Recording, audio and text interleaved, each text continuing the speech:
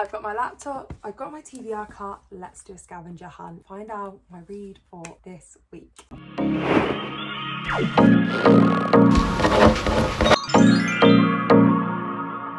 Hi guys, welcome to my channel, or welcome back to my channel. Today we are going to do a scavenger hunt to work out what I will be reading this week. We are going to do my scavenger hunt, which I created based on prompts that I can use with my TBR cart rather than flicking through my red book, purely for the fact that my red bookshelves are not best to access all the books in there, and so I thought this way would be easier. So I will put the prompts in the description if you want to do it yourselves, but let's get started. So prompt number one is a random number generator. So I'm going to count all the books in my TBR cart, put it in the random number generator, and then we can work out which book we're going to start with. 28. So we've got 28 books on our TBR. So let's change our map 28, and then I will turn it around and then click generate. We've got 18. So let's count along to 18. 18. Okay. So we've got Murder at Maybridge Castle, Christmas crime one. And then prompt number 2 is opposite on the colour wheel. So if we get up a colour wheel. So on our colour wheel, we have blue here. So the opposite is orange. Yeah, the opposite is orange because we've got a lot of blue on our cover. So let's have a look. Do we have any orange book? I would say our most orange book is Evenings and Weekends by Oisin McKenna. So then it says a similar cover, which is quite hard because this is quite a vibrant colour. So let me have a look. I think we're clutching at straws here, but none of the pinks are dark enough. So we've either got One Perfect Couple, which has got, I know we're clutching at straws here because I don't even have any where there's just like the title on the front, like the title map. I know we're clutching at straws. But we've either got the kind of the pinks and the purples in the sky for One Perfect Couple, or we've got the bright colours of Hits Different. I think we're going to go with the bright colours of Hits Different. Or do we? I know it's completely opposite colours, but it's got the kind of same feel, I would say. I think we're going to go design-wise. Get rid of the colours, title and kind of abstract picture-wise. I think we're going to do The Inmate, actually, by Frida McFadden. I feel like that is a better fit than Hits Different. So, then we've got similar page number. So, trying not to spoil anything. We've got 323 pages, which is quite a short book, realistically. This one is 275. I think we can get probably closer than that. I know we've already had this, but no, that's 296. 349 is not bad. Try this one. So that's 336. That one's closer again. I think we'll go with this one. So we've got The Paradise Problem by Christina Lauren. So then next prompt is same genre. So this is obviously a fluffy romance. So we're gonna switch that out with Love on the Brain, which is also a fluffy romance by Ali Hazelwood. And then the next prompt is opposite genre. So we need a thriller, or actually we might do The Witches of Vardo, which is a fantasy. So that's a historical fantasy, not a thriller. I don't think it's a romance. Yeah, so it's a historical fantasy. So we've got The Witches of Vardo for our next book. So then it says plus 10 spaces on the shelf. So this one was here. So we go down. We've got Eleanor Oliphant is completely fine. We've then got same author starting letter. So we need a G. So we need a G. So we've got Wicked by Gregory Maguire. So that is obviously a G starting letter. Then it says opposite tropes. This is a story of an unloved person. I don't know. A misunderstood girl who falls in love with the wrong person. So maybe we need to find one that they fall in love with the right person. Opposite trope. Really hard. Maybe we'll go, I know we don't like doing this, going with the same author, but I think we might go Not in Love by Ali Hazelwood, because it's obviously this is a romance, so it's they fall in love with the right people and they are happy towards the end, whereas this one is falling in love with the wrong people and I don't believe it will be a happy-ish ending. And then the last one we've got is similar cover. Do we do it? I think that's the only similar cover I've got. I really wanted to get the wedding people for this, like genuinely. I think that's the only similar cover we've got. I think we're gonna do it. We've got Love on the Brain by Ali Hazelwood. If you've seen my reading only romance book for the week of Valentine's week, you'll know that I've recently read Love Theoretically by Ali Hazelwood and absolutely loved it. Have been dying to get back into her book, so I'm very excited by this one. I'm so excited. So the book we will read in today's video is Love on the Brain by Ali Hazelwood. I will give you the synopsis obviously when we get into it and when I've got a few more thoughts, so stay tuned for that. Let's go. Hello guys, so we have officially started Love on the Brain. We are just under 20% 20% of the way through, so there's not that many updates, but I thought I would come to you guys with initial thoughts. Because this is a one book video, I really am wanting to update you guys a little bit more throughout the process of me reading it, rather than just kind of a halfway and a full endpoint check-in. In saying that, will I probably forget to film more check-ins? Yes, but we will try. So I am about 20% of the way through Love on the Brain, and in Love on the Brain you are following B, who is a neuroscientist. So she studies the brain, hence the Love on the Brain, and she has been selected from her university where she lectures. So she is a fully qualified PhD doctor.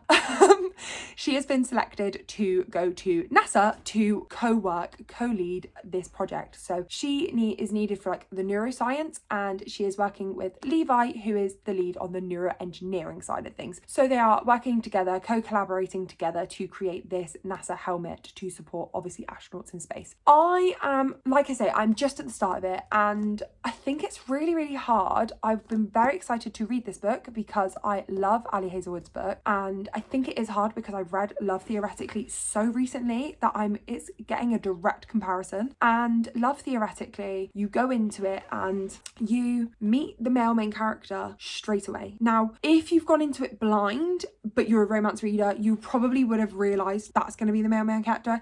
If you've read the back of the book, you'll know that that's the male main character. And yes, you don't meet them in the scenario that you're going to for the rest of the book, but you do meet him straight away, and you have that intrigue. You've got that broody kind of grumpy character, so you get that intrigue and you get that information kind of straight off the bat and see their relationship. Now, in this story, I am on chapter 5, and they have only just kind of started interacting. They meet within the second chapter because B gets to the NASA facility, goes on a tour, and ends up fainting, and he ends up coming to help her. But she feels like he was really nice to her, which they are arch nemesis from college, and she then feels like she is hallucinating that interaction. So you don't really see a true interaction between her and him until kind of chapter 3 onwards. But even then, the interactions are she feels like he hates her, and he is just broody, but not in a grump. I feel like it's just not hitting right for me. I don't know. I feel like me explaining it to you sounds like the other books, but it's just not hitting this way. He is being very broody and very standoffish, but he has this nice side, and I think either this would work, like this total broodiness would work with a 2-character POV, so where you saw his POV, where you could see, I'm guessing it's a case of that he's infatuated by her, or he obviously fancies her, whatever it is. You see that from his point of view and how much he's trying to hide that for whatever reason. There is some sort of family dynamic with him as well that's potentially going to be a conflict of interest. So it would be interesting to see that side of the story, whereas Ali Hazelwood's books are just written from the female perspective, which has never been a problem for me before, but I just am not connecting with these characters.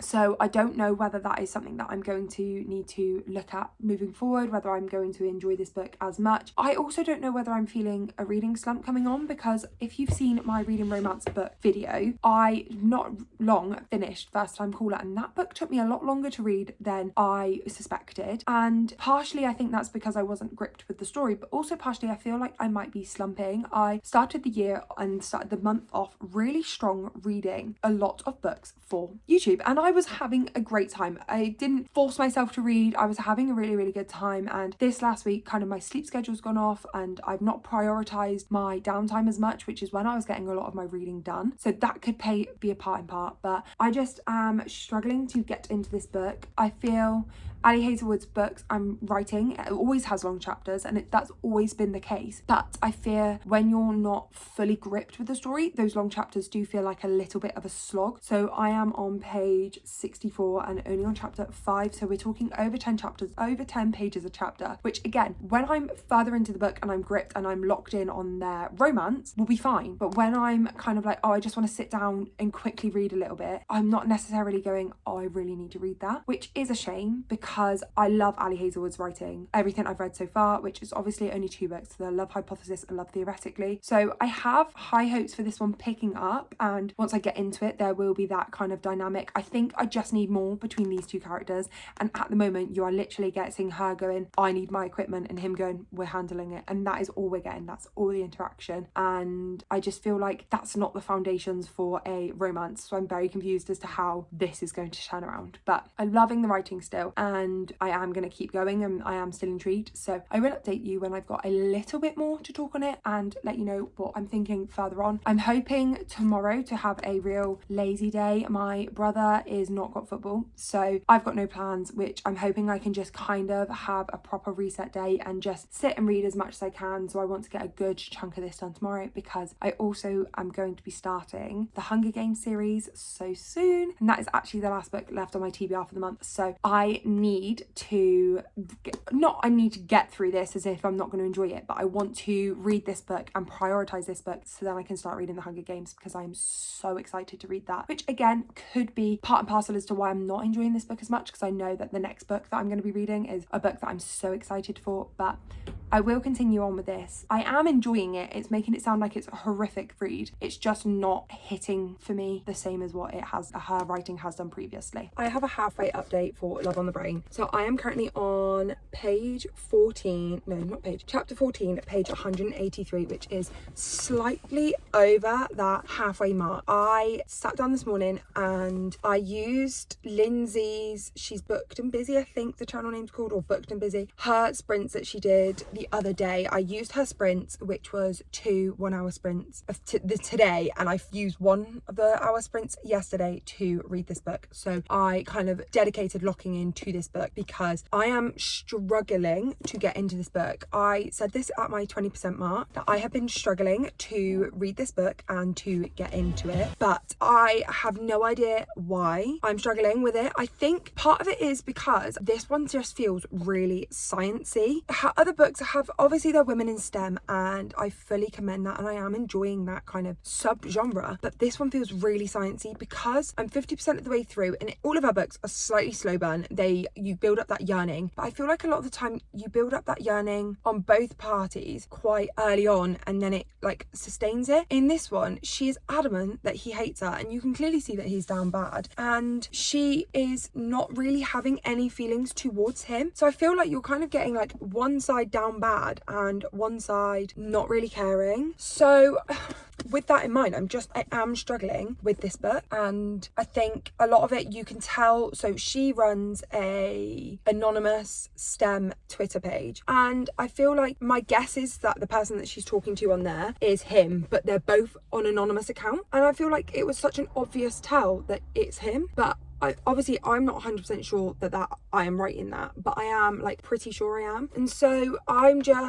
don't know. I'm not convinced on this book. I think I read Love Theoretically and I read Love Hypothesis, and I went so into them and I loved them so much. I was so excited to pick up this book, but this one's just not doing it for me as much. I'm not saying I'm not enjoying it at the moment, whereas the other two have been 5 stars. This one is very much falling in the 3-star camp. Just feel like there's been a lot of wasted time. So there's been a lot of focus on the science project, and as someone who is not into science, obviously I'm loving kind of seeing like boss women like command their field, and also this does kind of cover a key topic of women being undermined in the workplace, and that is quite a clear theme in this. But I feel like we're focusing on the science project when actually I don't care about that. I want to see more of the romance, and I want to see more of their interactions, and I feel like these small moments that we are seeing between them will build up into something beautiful, but at the moment we're just not seeing that yet. So if it carries on as it is now, it will probably end up being like a 3, but I'm hoping I can bump it up to a 4-star within the second half of the book, and we'll start to see more of the romantic moments. But yes, so far halfway through, I'm hoping to get a bit more of reading on this one done tonight, and then hopefully I'm off tomorrow, so I'm hoping to finish this one tomorrow, because I've got this book and the Hunger Games left on my TBR for the month,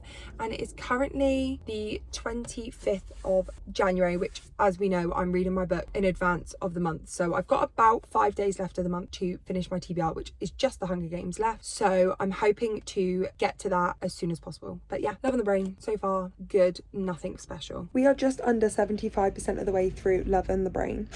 I have such low ratings of this. I do think it's probably going to end up being a 3-star. I just don't know why, truly. I've spoken at length about this book in the past 2 clips, so I'm going to try and keep this one short and sweet. But we've finally seen that kind of romance come in. I think the third place thing is going to be her Reservations to Love. And I mean, Ali Hazelwood's books are very copy-paste, like they are very all under the same premise. One of them doesn't believe in love and relationships and the other one has to like convince them. But this one just felt really heavy. I think it's because he was down bad and she just doesn't care in a way, and I don't know, I'm just not loving this book. I'm really struggling. I'm finding I'm having to like force myself to read it, whereas all of our other books I've flown through. I'm very much feeling like I'm having to force myself to read this one, and I need to carry on, we need to get to the end. I mean, I just under 100 pages at the end. I think I've got about 80 to 90 pages left, so I'm hoping to potentially finish this one either tonight or first thing tomorrow morning, so it will be done within the next kind of 24 hours. But I don't know whether it's because I'm done with this book, whether it's because I've already read an Ali Hazelwood book this month and actually from this I've learned I need to space them out, or I know I'm reading The Hunger Games next and I'm so excited about that I just don't know whether that's kind of playing a factor in it. But I'm gonna carry on. I will probably check in now when I've got my final thoughts because I'm nearly at the end. But yeah, not loving it, but it's also not the worst thing I've ever read, so take that as you will. We finally finished Love on the Brain. We actually finished it a couple of nights ago from when this was filmed. I ended up staying up late to finish this off. I think the day that the last clip that you guys would have seen, I finished it the same day, so I did stay up that evening and finish it all, and I gave it a 3-star. I'm really sad that this has fallen into the 3-star camp because it had such potential because of it being Ali Hazelwood's writing, and I know I love her writing. This book should have had a lot of potential and it should have done or performed better than what it did. I think a lot of it is just how sciencey it was. It focused on a lot of Marie Curie, however you say it. So it focused a lot on that and what she would do, and there was a big kind of uprising against the GED. I think it's the GED, their graduate exam that they need to take in America. And it just wasn't my favourite. I think there was a lot of external story points to the romance that were being focused on because they were important to the female main character, which I completely understand. But it meant that the actual romance took quite a back burner. And now I don't know whether I'm in the minority of this view or the majority, but I just didn't enjoy this one as much. I didn't connect to the characters as much. I didn't enjoy the romance as much. I just feel like Levi kind of was a bit like, I'm down bad, but I'm not going to say anything. And every time she would go, yeah, you hated me, he would kind of just like laugh it off and be like a bit of a wet wipe about it. And then she was just kind of, no, you hated me. No, you didn't do that because you hated me. And she's one of the cleverest, clearly I'm not, the smartest people in the story, because obviously she's a neuroscientist. That means you've got to be quite smart to be able to do that. And she's top of her field as well. She's one of the top of her field. And so she's a smart person. She's a smart woman. And she couldn't even kind of see the signs in front of her. Now I know in real life that happens all the time. We'd all like are blind to a lot of things. But it was just infuriating to be sat there reading going, no, he hates me. No, he hates me. No, he hates me. Oh, I'm talking to this random person online, but it's clearly the same person and he clearly loves you. And I don't know. I just didn't love it. I really didn't love it. It was a 3-star. It wasn't the best thing I've read. If this was the first book that I read from Ali Hazelwood, I wouldn't be reading from her again. So I'm very glad it's not. And I am excited to still continue to explore her work and see what else she's done and read not only her STEM romances, but the Bride and Mate series as well as her Checkmate, her YA romance as well. I am very intrigued to kind of go into her backlist a little bit more, but this one, it just wasn't it for me. And yeah, I enjoyed my time somewhat while I was in there. I just felt it was a bit of a slog. Like I said, I don't know whether it's because I've already read an Ali Hazelwood book this month or what the reason was, but I just didn't love it as much as I probably should have. And so yeah, 3 stars, but this book is now finished, which means we are at the end of today's video. Thank you guys so much for watching. I hope you enjoy. Make sure you comment down below what book you guys are currently reading and like the video and subscribe for a very fun time next time. And I will speak to you soon. Goodbye.